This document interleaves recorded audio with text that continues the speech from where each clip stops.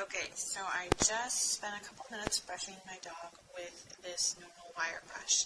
And his skin is all smooth, or his fur is all smooth, and it looks like the brush is done brushing. So then I'm going to get the other brush, the ZoomGroom, and brush him for a couple minutes. And as you can see, well, I don't know how well you can see, but the hair is just falling off of him.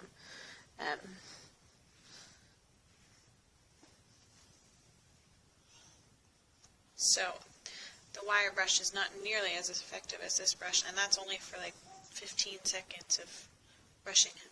So try it out. It's pretty great.